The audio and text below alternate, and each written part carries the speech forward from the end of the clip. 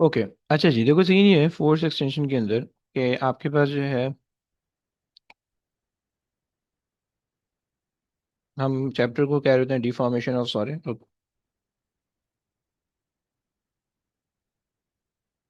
सो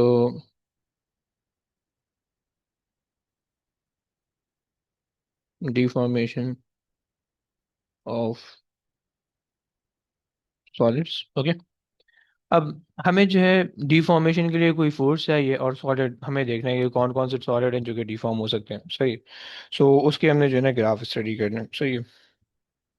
सो हमारे पास जो है बेसिकली फोर्स की एक प्रॉपर्टी है जो कि ऑब्जेक्ट को डिफॉर्म कर सकती है। सही है। सो ये हमने बात की। सही है। सो हमने कहा कि भाई force can deform the object, deform the object, right. अब ये जो डिफॉर्मेशन हो सकती है ये बेसिकली दो टाइप की हो सकती है, राइट। यानी size of the body object से एक्चुअल साइज से बड़ा हो जाए, ये छोटा हो जाए, राइट। यानी एक को आप कह सकते हो compression, compression.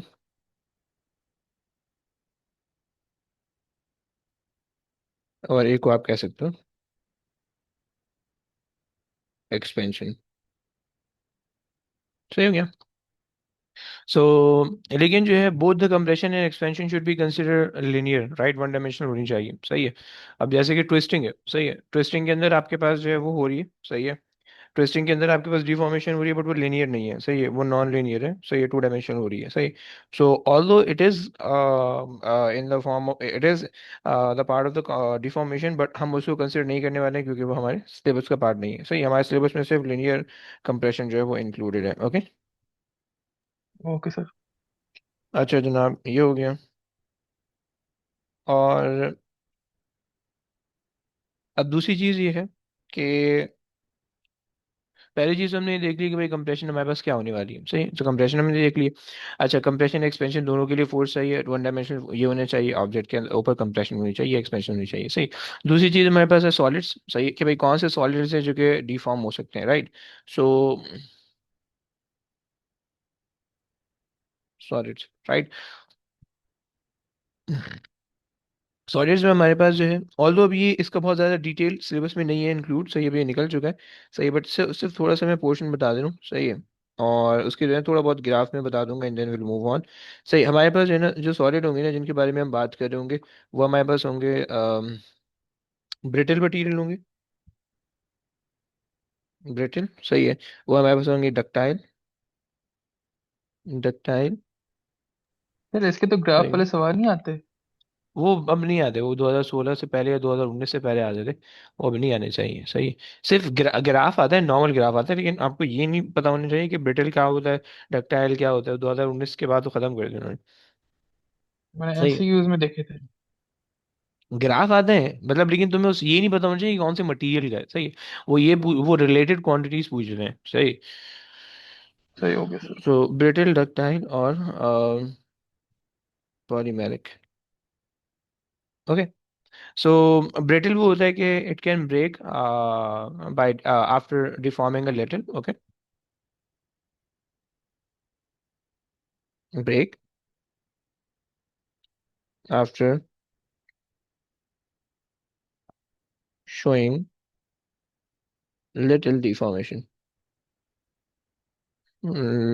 little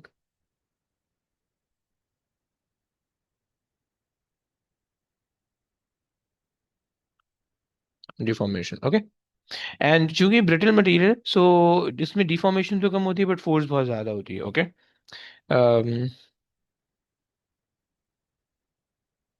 when greater force is applied। Okay. Ductile के अंदर ये सीन होता है कि break after showing the series of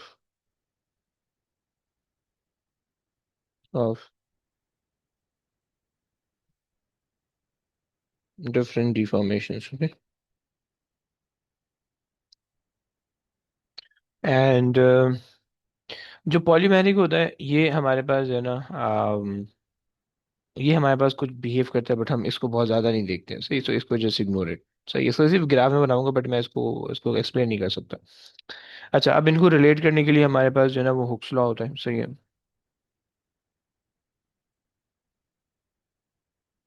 hooks law, सही। हुक्स लॉ ये कहता है कि भाई फोर्स इज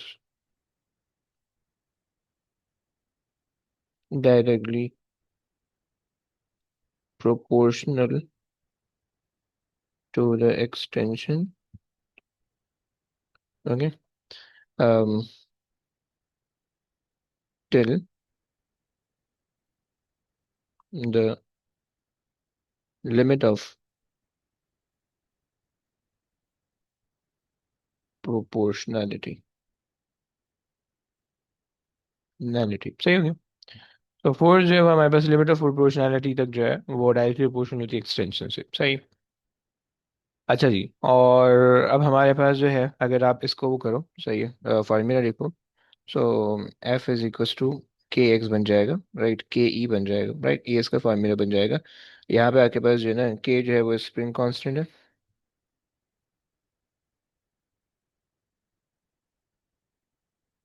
सही है, के स्प्रिंग कांस्टेंट हो गया। सही है, इसका यूनिट जो हो जाएगा वो हो जाएगा भाई न्यूटन पर मीटर, ओके। और अगर आप इसको निकालना चाहो बेस यूनिट, तो के जी सेकेंड नेगेटिव टू, ओके।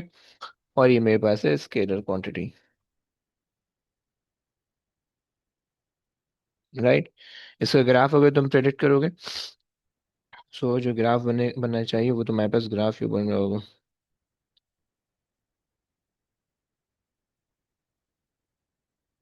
ये तुम्हारे पास इसका ग्राफ बनेगा, सही है। And this is F and x, ये एफ एंड ई। ग्रेडियंट बता सकते हो भाई, क्या बताएगा? ग्रेडियंट क्या बताएगा ग्राफ का? Force over energy. ओए, ये देखना, एनर्जी नहीं है वो, एक्सटेंशन है, वो होगा अच्छा क्या? सर। स्प्रिंग कांस्टेंट हो जाएगा। Spring constant sir. Springs constant, सही है। और एरिया क्या बताएगा?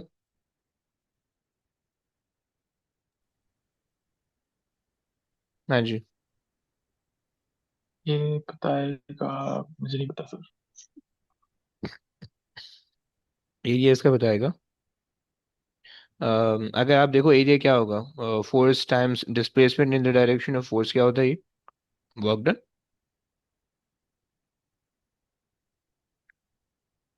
Work done on the spring on the object, okay. सही हो सही, जिसको आप कहते हो कि elastic potential energy, elastic potential energy, right, ये आपके पास होगी। अच्छा जी। ये आपके पास सारी चीज़ें हो गई हैं। अच्छा, अब अगर हम इसका ना एक डिटेल ग्राफ बनाने की कोशिश करें, सो इसका डिटेल ग्राफ कुछ इस तरह से बनता है हमारे पास, कि जिसके अंदर ना कुछ पॉइंट टू बी नोटेड वाली चीज़ें होती हैं, सही है। सही है, देखिए उसके अंदर जो सिलेबस का पार्ट है सिर्फ मैं वो बताने वाला हूँ, सही है।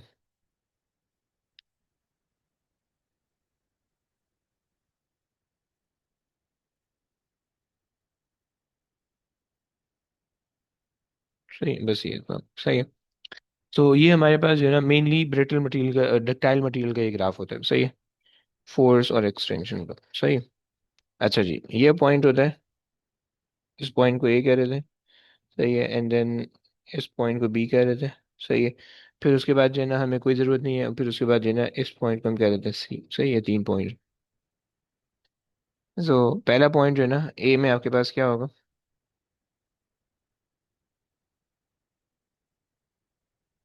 ये जो होगा वो आपके पास होगा लिमिट ऑफ प्रोपोर्शनैलिटी, सही है, लिमिट ऑफ प्रोपोर्शनैलिटी, सही है। और लिमिट ऑफ प्रोपोर्शनैलिटी क्या होती है? कि point where the force is proportional to the extension. Okay, सही है। सो आप इसको ब्लैक से भी कर सकते हो। हम ये कह सकते हैं कि भाई point where Hooke's law obeyed. Okay, and then second point है elastic limit. Elastic limit. Okay, अब यहाँ पे हुक्स लॉ तो ओबे नहीं हो रहा, but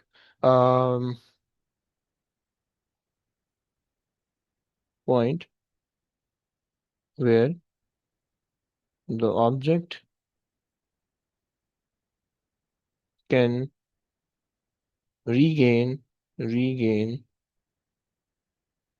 its original shape after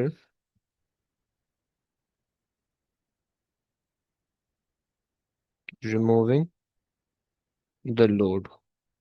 okay, सही हो गया। ये आपके पास इलास्टिक लिमिट है कि ये, अब यहाँ पे हुक्स लॉ भी तो नहीं होता, राइट, इस पोर्शन के अंदर हुक्स लॉ भी नहीं होता, बट आपके पास जो है ना, ये कह सकते हो आप। एक सेकेंड, इसके अंदर Hooke's law does not obey, right, but object जो है वो अपनी ओरिजिनल शेप को जो है ना रीगेन कर लेता है। सही हो गया। और ये आपके पास जो है ना ब्रिटल का ग्राफ है, राइट, डक्टाइल का ग्राफ है। ओके, डक्टाइल, ये आपके पास है ब्रेकिंग पॉइंट। सही है, ब्रेकिंग, सही है, जिसको आप कह दो ultimate tensile ultimate tensile force. सही है, मतलब बिल्कुल मैक्सिमम पॉइंट होता है, इसके बाद फिर ब्रेक हो जाता है ऑब्जेक्ट, राइट। क्लियर हो गया। यस। अच्छा जी, ये अगर तो आप इसी ग्राफ को डक्टाइल के लिए बनाओ, सो डक्टाइल का ग्राफ, सॉरी ब्रिटल के लिए बनाओ, सो ब्रिटल के ग्राफ में फोर्स बहुत चाहिए होती है, एक्सटेंशन बहुत कम होती है। सही है, एंड देन इवेंचुअली फट से टूट जाता है, बस टूट गया। ओके, फट टूट गया। सही है, ये जो ग्राफ है ब्रिटल का है। सही, जैसे कि आगे बार लकड़ी है, सही है, आप उसको बेंड करो इवेंचुअली फट से टूट जाएगी, राइट, वो ब्रिटल होती है, ब्रिटल। सही हो गया। पॉलीमेरिक का अजीब से ग्राफ बनता है, उसको छोड़ दो। सही है। अच्छा, अब जो है ये मेरे पास हो गया, और मैंने एरिया भी बता दी, मैंने सब चीज़ें बता दी, राइट। अच्छा, अगर कभी कभार ना ग्राफ मास को और एक्सटेंशन का भी दे देते हैं, तो मास को आपने 9.81 से मल्टीप्लाई करोगे तो फोर्स बनेगा। सही है, और फिर उसके बाद आपने काम करना होता सर क्या करना होता है, वेट कितना लेना होता है? है। नहीं नहीं, अगर लेट से आपके पास ये ग्राफ है, सही है, मतलब आपके पास जो है ना यही ग्राफ है, और अबे यार, लो, अगर लेट से आपके पास ये ग्राफ है, सही है, और इसके अंदर जो है ना आपको मास दिया हुआ है एक्सेस पे। सही है, यहाँ पे दिया हुआ है मास और एक्सटेंशन। सही। सो अब आपने क्या करना होगा, अब आपके पास बेसिकली जो ग्रेडियंट होगा, ये आपको पता है कि भाई जब आप मास को मल्टीप्लाई बाय 9.81 करोगे तो फोर्स बनेगा, राइट। सो के अगर आपने निकालना है, so k would be equal to gradient, gradient times 9.81। Okay, clear हुआ कैसे, समझ में आया या नहीं आया? जी सर। सही है ना, क्योंकि मास अपॉन एक्सटेंशन है, राइट, और मास टाइम्स 9.81 करोगे तो फोर्स बन जाएगा, तो force divide by extension gives you the gradient, right. So ये आपके पास जो है ना कभी कभार ऐसे भी आ जाता है। सही, तो डिफरेंट फॉर्म है, आपको मैथमेटिक्स इतनी इंक्लूड आनी चाहिए कि आप उसको रिलेट कर पाओ। सही। अब जो है हमारे पास जो है कॉम्बिनेशन ऑफ स्प्रिंग्स है। सही है, combination of springs. Okay, so spring या तो सीरीज के अंदर होगी, या तो फिर पैरेलल के अंदर होगी।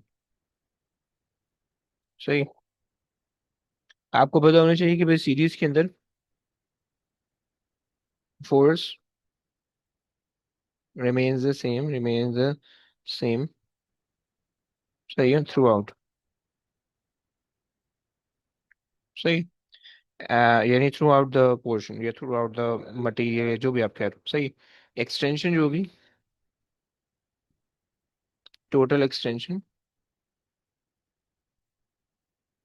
Is equals to E1 plus E2 plus E3 and so on, सही। एंड जो आपके पास स्प्रिंग कांस्टेंट है, स्प्रिंग कांस्टेंट और total spring constant is equals to 1/k total is equals to 1/k1 plus 1/k2 plus 1/k3, right. Resistance in parallel की तरह ही, सही। Okay. And अगर आपके पास पैरेलल सिस्टम है, सो पैरेलल सिस्टम के अंदर जो है वो force distributed, okay, according to the spring constant according to the k, right? Extension remains the same, remains the same, सही है।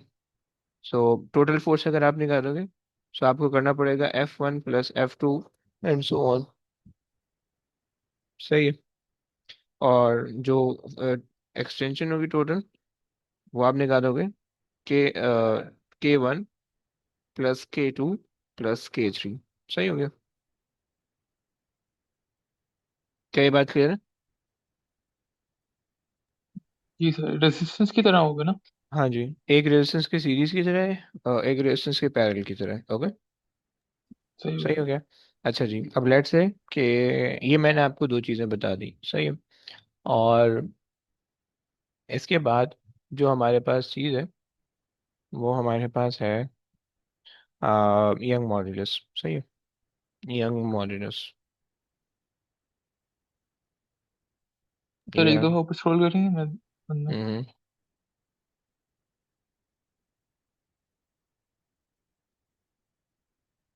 सही है। अच्छा जी, यंग मॉड्यूलस आपके पास क्या होता है? यंग मॉड्यूलस आपके पास होता है, it is the ratio of stress and strain, सही। और स्ट्रेस क्या होता है? स्ट्रेस जो होता है वो फोर्स अपॉन एरिया होता है। Force upon area, right. Unit अगर आप निकालोगे, सो आपके पास होता है पास्कल्स, ओके, या फिर केजी मीटर -1 S-2, सही है।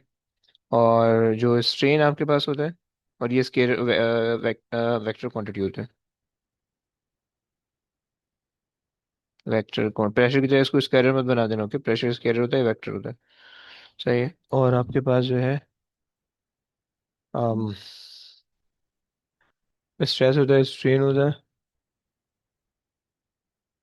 स्ट्रेन, सही है। स्ट्रेन आपके पास होता है, it is a ratio of the extension, सही है, over the original length, original length, सही हो गया। ये आपके पास होता है, कोई यूनिट नहीं होता, scalar quantity, right.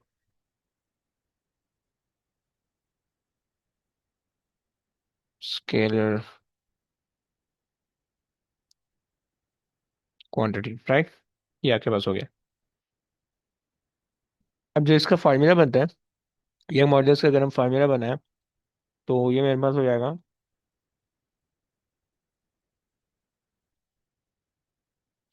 Stress upon strain, तो ये सिंबल सिंबल ध्यान में रखना होगा।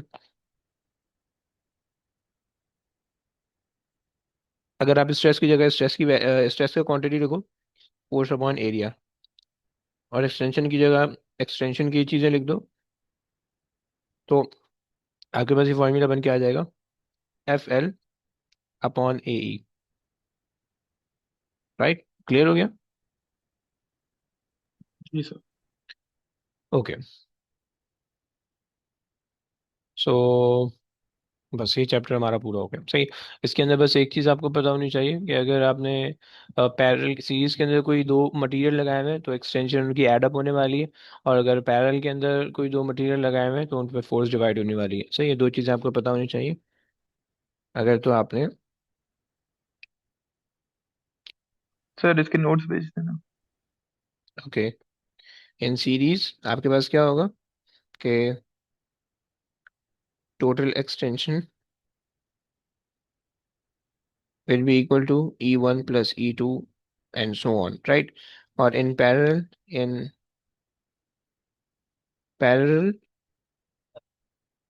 force is equals to F over N, where N is the number of N is the number of parallel connected object, okay? Parallel objects, right? ये आपके पास हो गया, सही हो गया। तो ये हमारे पास जिसका कुल मिला के पूरा कंटेंट था जो कि हमने कर लिया, सही है। अच्छा, मैं इसके क्वेश्चन भेज रहा हूँ, इसके क्वेश्चन अटेम्प्ट करूँ, और हमारा सिलेबस कंप्लीट हो चुका है।